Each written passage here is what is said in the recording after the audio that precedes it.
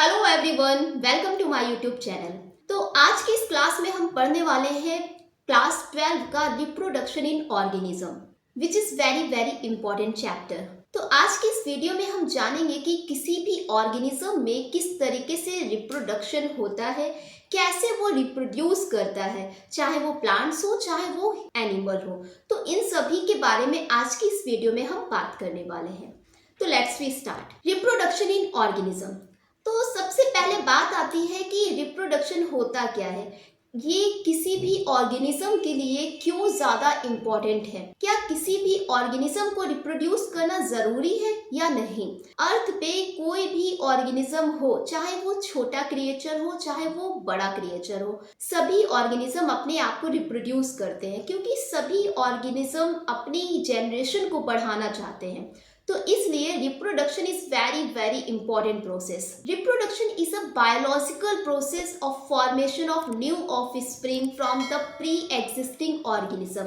जो reproduction process होती है ये एक बायोलॉजिकल प्रोसेस होती है जिसमें कि एक प्री एग्जिस्टिंग ऑर्गेनिज्म से एक न्यू ऑर्गेनिज्म बनता है। तो इसे ही हम बोलते हैं रिप्रोडक्शन। अब जो ये नया ऑफस्प्रिंग बनता है यानी कि उसका यंग बेबी बनता है, तो इसमें भी मैचुरेशन होता है, वो बड़ा होगा, देन बड़ा होने के बाद ग्रोथ होने के बाद वो भी एबल हो जाता है रिप्रोड्यूस करने के लिए।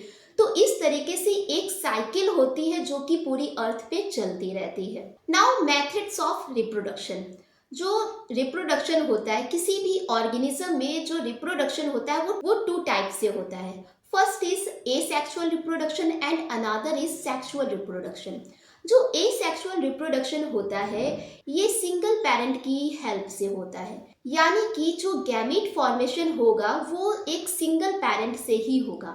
जबकि जो सेक्सुअल रिप्रोडक्शन होता है इसमें दो अपोजिट टाइप के पेरेंट्स इन्वॉल्व होते हैं, यानी कि जो गैमीट फॉर्मेशन होता है वो दो अलग अलग पेरेंट से फॉर्म होता है। तो इसे ही हम बोलते हैं सेक्सुअल रिप्रोडक्शन। तो इन्हें हम डिटेल में समझेंगे। तो first is asexual reproduction. In this mode of reproduction, a new offspring is produced by the involvement of single parent only. जो asexual reproduction है तो इसमें क्या होता है, सिर्फ सिंगल पेरेंट ही इन्वॉल्व होता है। अब इस asexual reproduction के द्वारा जो ऑफस्प्रिंग प्रोड्यूस होती है, क्योंकि इसमें सिर्फ सिंगल पेरेंट ही इन्वॉल्व हो रहा है, तो इसलिए ये जो ऑफस्प्रिंग यानी कि इससे जो नया यंग वन बनता है वो डिट्टो अपने पेरेंट के ही जैसे होता है, क्योंकि इसमें सिंगल पेरेंट से ही गैमिट आता है, तो इसलिए वो अपने पेरेंट के जैसे ही कार्बन कॉपी हो सकते हैं। तो इसलिए हम कह सकते हैं जो एसेक्सुअल रिप्रोडक्शन के द्वारा जो ऑर्गेनिज्म बनता है, जो ऑफस्प्रिंग बनता है, वो अपने पेरेंट का कार्बन कॉपी होता है, यानी कि क्लोन होता है। तो जो क्लोन होता है these are morphologically and genetically similar individual, यानी कि सिंगल गैमेट से प्रोड्यूस हुए, तो ये जेनेटिकली और मॉर्फोलॉजिकली सिमिलर होंगे। अब ये जो एसेक्सुअल रिप्रोडक्शन होता है ये कई तरीके से हो सकता है। First is budding, second by fragmentation and third is by binary fission and vegetative propagation. तो इनको भी हम स्टेप बाय स्टेप डिस्कस करेंगे। First is budding. तो नाम से ही क्लियर है, बडिंग यानी बड का बनना। Small buds are produced that remain attached initially with parent and get separated on maturation, यानी कि जो कोई पेरेंट है उसमें क्या होता है, एक आउट ग्रोथ निकल आती है। इस आउट ग्रोथ को ही हम बड बोलते हैं, और ये आउट ग्रोथ यानी कि बड तब तक अपने पेरेंट के साथ अटैच्ड रहती है जब तक वो मैच्योर नहीं हो जाती। जैसे ही वो मैच्योर होती है तो वो अपने पेरेंट से डिटैच हो जाती है और एक नया यंग वन बन जाता है। ठीक, तो इसे ही हम बोलते हैं बडिंग। फॉर एग्जाम्पल ये stand hydra, this is hydra, ये हाइड्रा है। हाउ इंटरेस्टिंग इज दिस कि जो हाइड्रा है you can see in this diagram कि ये क्या है, एक आउट ग्रोथ है, एक बड है, और ये बड आफ्टर मैच्योरेशन अपने पेरेंट से डिटैच होकर एक नया ऑर्गेनिज्म बना लेती है। ठीक है, तो ये हो गया by budding. Next is binary fission. इसमें क्या होता है कि जितने भी सिंगल सेल्ड ऑर्गेनिज्म होते हैं वो बाइनरी फिजन के द्वारा रिप्रोड्यूस होते हैं। इसमें होता क्या है कि कोई भी ऑर्गेनिज्म जो होता है इनके बीच में क्लेफ्ट बन जाती है। इस क्लेफ्ट के बनने के बाद इनका जो साइटोप्लाज्म और न्यूक्लियस होता है ये डिवाइड होने लगता है, और डिवाइड होने के बाद पूरी तरीके से कंप्लीशन होने के बाद ये सेपरेट हो जाते हैं, यानी एक से दो न्यूक्लियाई बन जाते हैं, यानी कि एक से दो ऑर्गेनिज्म बन जाते हैं। तो this is binary fission. For example amoeba, तो ये अमीबा है। तो अमीबा में किस तरीके का रिप्रोडक्शन होगा? Binary fission. Now vegetative propagation. तो जो वेजिटेटिव प्रोपेगेशन होता है ये प्लांट्स में होता है। जो एनिमल में एसेक्सुअल रिप्रोडक्शन होता है तो उसे तो हम एसेक्सुअल रिप्रोडक्शन बोल देते हैं, लेकिन जो प्लांट में रिप्रोडक्शन होता है एसेक्सुअल टाइप का जो रिप्रोडक्शन होता है उसे हम बोलते हैं vegetative propagation. In plants the unit of vegetative propagations are, जो प्लांट्स होते हैं इनमें वेजिटेटिव प्रोपेगेशन की कुछ यूनिट्स होती हैं, जैसे कि runner, rhizome, sucker, tuber, offset और बल्ब। ये जो है ये कैपेबल होते हैं एक नए प्लांट को रिप्रोड्यूस करने के लिए। फॉर एग्जाम्पल राइजोम, राइजोम में आ जाता है आपका जिंजर, टर्मरिक एंड बनाना। तो जो जिंजर, टर्मरिक और बनाना का जो राइजोम होता है ये कैपेबल होता है एक नए प्लांट को प्रोड्यूस करने के लिए। ठीक है, नेक्स्ट है ट्यूबर, तो इसका एग्जाम्पल हो जाएगा पोटैटो। नेक्स्ट है बल्ब, तो बल्ब के एग्जाम्पल हो जाएंगे आपके गार्लिक एंड अनियन और लिली। तो जो गार्लिक और अनियन होता है यानी लहसुन और प्याज और लिली, तो इनमें जो बल्ब होता है you can see in this diagram कि ये जो बल्ब है इससे क्या प्रोड्यूस हो रहा है? एक नया प्लांट तैयार हो रहा है। ठीक है, तो ये किसका बल्ब है? ये लिली का बल्ब है। ठीक है, नेक्स्ट इज सकर। सकर में आपके एग्जाम्पल हो जाएंगे बनाना और pineapple. Now comes to sexual reproduction. Sexual reproduction यानी कि इसमें दो पेरेंट्स का इन्वॉल्वमेंट होगा। टू अपोजिट पेरेंट इन्वॉल्व होंगे और गैमिट फॉर्मेशन करेंगे। देन इनके गैमिट के फ्यूजन के बाद फर्टिलाइजेशन होगा, देन एम्ब्रियो बनेगा, और एम्ब्रियो फॉर्मेशन के बाद डेवलपमेंट के बाद एक नया यंग वन बनता है। तो इसे हम बोलते हैं सेक्सुअल रिप्रोडक्शन। अब इस सेक्सुअल रिप्रोडक्शन में कुछ फेजेस होती हैं, जिसमें कि फर्स्ट है जुवेनिल फेज। तो ये जो जुवेनिल फेज होता है, the period between birth and sexual maturity is called juvenile phase. मतलब कि बाय बर्थ से लेके जब तक कि सेक्सुअल मैच्योरिटी नहीं हो रही है तो उस बीच के टाइम को हम बोलते हैं जुवेनिल फेज। फॉर एग्जाम्पल किसी भी बेबी का बर्थ होता है तो उस बर्थ टाइम से लेके जब तक कि वो मैच्योर नहीं हो जाता है, सेक्सुअली मैच्योर नहीं हो जाता है, यानी कि 13 to 14 ईयर्स तक। ठीक है, यानी कि सेक्सुअली मैच्योरिटी आने के बीच के टाइम को हम बोलते हैं जुवेनिल फेज। जबकि जो प्लांट्स होते हैं तो उनमें इस जुवेनिल फेज को हम बोलते हैं वेजिटेटिव फेज। ठीक है, तो एनिमल्स में हम इस फेज को बोलते हैं जुवेनिल फेज, जबकि प्लांट्स में इस फेज को बोलते हैं vegetative phase. Now next phase is reproductive phase. अब कोई भी यंग वन जब सेक्सुअली मैच्योर हो जाता है देन उसके बाद नेक्स्ट स्टेप आता है रिप्रोडक्टिव फेज। तो इस फेज में होता है कि जो यंग वन होता है उसमें सेक्सुअली मैच्योरेशन आ जाता है। इसके बाद उसकी बॉडी में कुछ हार्मोनल चेंजेस के कारण उसकी बॉडी में चेंजेस आने लगते हैं। जैसे कि जो फीमेल प्लेसेंटल एनिमल होता है उसमें क्या होता है, कुछ साइक्लिक चेंजेस आने लगते हैं, उसकी ओवरी में साइक्लिक चेंजेस आने लगते हैं। तो ये रिप्रोडक्टिव फेज होता है। जबकि प्लांट की बात करें तो कुछ फ्लावर ऐसे होते हैं कि ऑल टाइम वो फ्लावरिंग करते हैं, जबकि कुछ प्लांट ऐसे होते हैं जो कि सिर्फ और सिर्फ कुछ सीजन में ही फ्लावरिंग करते हैं। तो ये हो गई आपकी रिप्रोडक्टिव फेज। नाउ अब इसी रिप्रोडक्टिव फेज में एक फेज आती है menstrual cycle. Menstrual cycle it occurs in monkey, apps and human beings.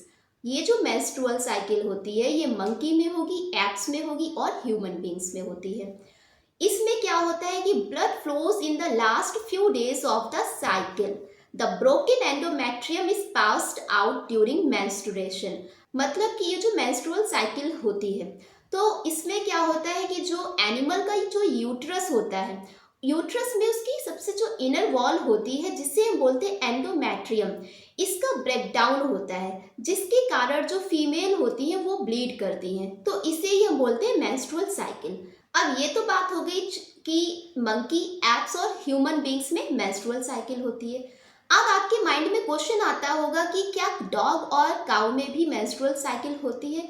तो इनमें भी मेंस्ट्रुअल साइकिल होती है, लेकिन उसे हम बोलते हैं ओस्ट्रस साइकिल। ये जो ओस्ट्रस साइकिल होती है ये नॉन प्राइमेट्स में होती है, जैसे कि cow, sheep, rat, deer, dog, tiger etcetera. तो इनमें ओस्ट्रस साइकिल होती है। इसमें क्या होता है कि it consist of a short period of oestrus और हीट। ये जो साइकिल होती है ये सिर्फ 12 to 24 आवर्स के लिए होती है और इसमें जो फीमेल होती है वो ब्लीड नहीं करती है।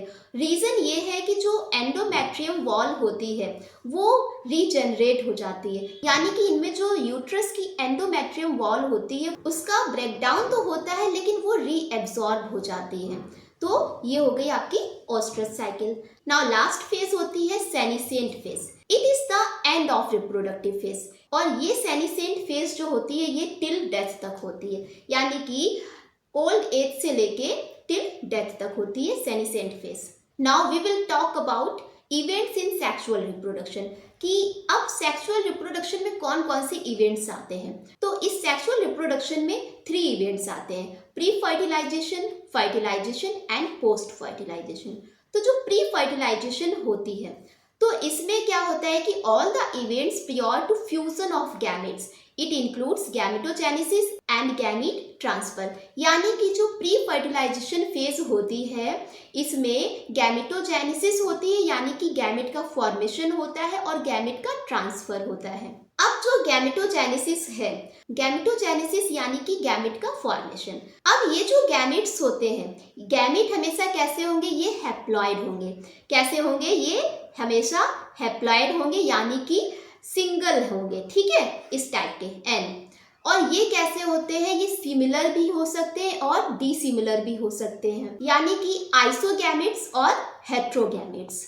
आइसोगैमेट्स यानी कि सिमिलर इन स्ट्रक्चर, जबकि हेट्रोगैमेट यानी कि डिसिमिलर इन स्ट्रक्चर। अब जो मेल गैमेट होता है उसे हम बोलते हैं एंथ्रोजॉइड्स और स्पर्म, जबकि जो फीमेल गैमेट होता है इसे बोलते हैं ओवम और एग बोलते हैं। तो ये हो गया pre fertilisation. Now next step is fertilisation. तो फर्टिलाइजेशन जो प्रोसेस होती है this is the process of fusion of gamete, यानी कि आफ्टर गैमेट फॉर्मेशन। अब ये जो गैमेट बनते हैं इनका फ्यूजन होता है और इस फ्यूजन होने की प्रोसेस को ही हम बोलते हैं फर्टिलाइजेशन या फिर सिंगैमी। अब इस सिंगैमी होने के बाद क्या होता है कि ये डिप्लॉयड जाइगोट बन जाता है। डिप्लॉयड जाइगोट मीन्स कि जो हमारा जाइगोट होगा वो कैसा होगा, वो 2n होगा। फॉर एग्जाम्पल कि एक मेल गैमेट था और एक फीमेल गैमेट था, दोनों कैसे थे, nn थे। अब जब इन दोनों का सिंगैमी होता है तो इससे बन जाता है हमारा एक 2n जाइगोट, ठीक है। तो जाइगोट हमेशा कैसा होगा, डिप्लॉयड इन नेचर होगा। अब ये जो फर्टिलाइजेशन होता है ये 2 तरीके से हो सकता है, फर्स्ट इज एक्सटर्नल और सेकेंड इज इंटरनल फर्टिलाइजेशन। जो एक्सटर्नल फर्टिलाइजेशन होता है ये बॉडी के बाहर होता है, यानी कि जो गैमेट है इनका जो फ्यूजन होगा वो बॉडी के आउटसाइड होगा, जैसे कि बोनी फिशेस एंड एम्फीबियंस। तो ये कुछ एग्जाम्पल है जिन्हें आपको याद रखना है। जबकि जो इंटरनल फर्टिलाइजेशन होता है इसमें जो ओवम और स्पर्म का फ्यूजन होता है वो बॉडी के अंदर होता है। तो ये हो गया internal fertilisation, for example birds and mammals. Now next step is post fertilisation. अब फर्टिलाइजेशन हो गया, गैमेट का फ्यूजन हो गया, अब इसके बाद का प्रोसेस होता है उसे बोलते हैं पोस्ट फर्टिलाइजेशन। इसमें क्या होता है कि events in the sexual reproduction after formation of zygote. Zygote is the vital link that ensure continuity of species between organism of one generation and the next generation. यानी कि जो जाइगोट फॉर्मेशन होता है ये क्या होता है, किसी भी स्पीसीज की कॉन्टिन्यूटी को बनाए रखने के लिए बहुत ही ज़्यादा इम्पॉर्टेंट होता है, क्योंकि अगर जाइगोट फॉर्मेशन नहीं होगा, गैमीट का फ्यूजन नहीं होगा, जाइगोट नहीं बनेगा, तो एम्ब्रियो नहीं बनेगा। अगर एम्ब्रियो नहीं बनेगा तो एक नया जनरेशन बन ही नहीं सकता। तो that's why zygote is very very important for continuity of any species या ऑर्गेनिज्म।